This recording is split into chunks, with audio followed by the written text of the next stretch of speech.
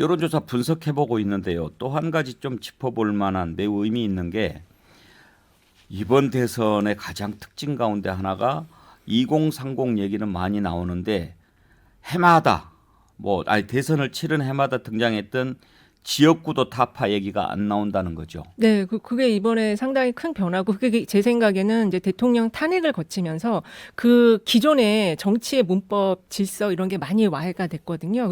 그래서 이제 세대에 대한 부분이 중요하게 올라온 것이고, 이념 지향도 이제는 그렇게 중요한 변수가 아니에요. 그래서 이준석 당대표가 계속 세대 연합론을 얘기하는 게 그 중요하게 바뀐 지점을 잘 포착을 한 것 같습니다. 예.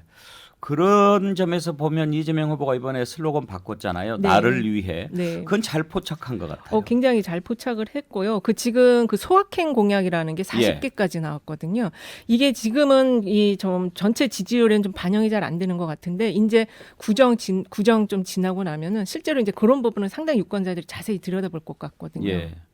구정보다는 설이라고 얘기를 해주시고. 맞습니다. 이제는 이제 설로 바꿔야 된다고 하더라고요. 네. 그 소확행 공약 가운데 박진영 교수 탈모 공약은 정말 폭발적이에요. 예, 저희도 사실 좀 관심이 있지 않습니까? 예. 관심이 있는데요. 특히 저희라고 그러지 마세요. 최수영 교수는 지금 모든 사람이 부러워할 만한 해협니다.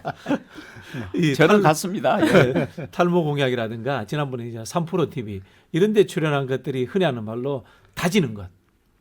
이념의 문제라든가 세대 문제에 구애받지 않고 확실히 이재명은 잘해 이렇게 다진다는 측면에서 굉장히 좀 의미 있는 공약이다. 저는 이렇게 보여지고요.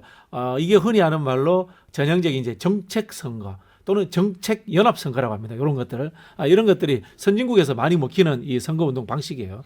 그렇지만 한국에도 이제 선진국 쪽 선거로 가는 것 같아요. 미디어 활용을 참 잘하는 것 같아요. 그러니까 사실은 이재명 후보 대선 후보 출마 선언할 때도 화제가 됐잖아요. 아주 딱 그 까만 배경. 까만 배경에 이렇게 그 비대면 시대에 딱 걸맞는 대선 출마 선언으로 딱 그거 볼 때 이재명 후보가 되겠네 막 이런 생각 들었거든요. 왜 그런 생각 들었냐면 쭉 보면 미디어에서 화제가 되고 장악하는 사람들이 꼭 승리를 해요. 맞습니다.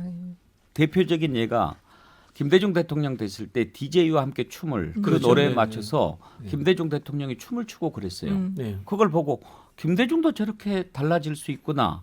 그한테 더 씌워졌던 여러 가지 의미들을 일거에 불식시키는 그런 영상이었고, 노무현 대통령 될 때 소라소라 푸르른 소라 기타 치면서 눈물을 내는 그거 보면서 이제 확 간단 말이에요. 근데 제가 보고 이번에 아주 배꼽 잡고 웃었는데 이재명은 심습니다. 뭐 이렇게 하는데 연기도 참 그러니까 사실은 윤석열 후보한테 김종인 위원장이 요구했던 게 표현이 좀 이상했지만 그런 거를 해달라는 거예요.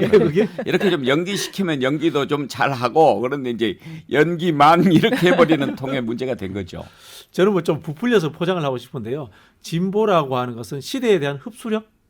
그런 부분인 것 같아요. 진보를 어떤 좌파적인 소신으로 생각한다면은 사실 우리 정의당이 현재 좀 그런 늪에 빠져 있잖아요. 그런 것이 아니라 시대에 대한 흡수력의 문제로 받아들인다면 말씀하신 뉴미디어라든가 트렌드 이런 것들을 빨리 따라가는 것이야말로 진짜 진보가 아닌가 그런 생각이 듭니다. 최수영 교수 탈모 같은 경우에는 이게 참 반대하는 쪽에서 공격하기가 그럴 거예요. 그렇죠. 왜냐하면 이거 분명히 건강보험 재정 부담 늘어나는 거 뻔한데 그렇다고 안 된다고 그러면은 그렇죠. 수많은 탈모인들을 어떻게 당할 거예요? 이게 이제 말하자면은 이렇게 걸려드는 거죠. 반대할 수도 없고 또 공격하기엔 또 애매한 지점도 있고 그러니까 여러 가지가 이게 복합적인 건데 그러니까 일각에서는 그래서 표필리즘에서 모필리즘이라는 얘기도 합니다만은 저는 그거예요. 사실은 이걸 관철시키기 쉽지 않을 거예요. 그렇지만 꺼내 들었다는 것 하나만으로도 의제를 선점한 거죠. 그럼 상대방이 이걸 역공하든 이걸 찬성하든 어쨌든 이 프레임 안으로 들어와야 된다는 거잖아요. 거죠. 그러니까 이거는 굉장히 효과적인 선거 전략이었고 아마 이거를 정말 현실화시키기는 매우 쉽지 않을 거예요. 그렇지만 관심을 가지고 있다는 것만으로도 유권자들은 반응할 수가 있는 거죠. 그러니까 지금 이재명 후보가 슬로건하고 캐치프레이즈 다 바꿨잖아요. 메시지 기법에서 보면은 캐치프레이즈는 일종의 선전 도구고요. 슬로건은 선동이죠. 행동을 요구하는 거거든요. 사실 그 슬로건이라는 단어가 스코틀랜드에서 이제 함성이라는 위험할 때 막 지르는 함성. 그러니까 이거 반응해야 되고 행동을 나서야 되니까. 나를 위해는 뭐냐. 2030 겨냥한 거죠. 널 위해 투표를 해라 나를.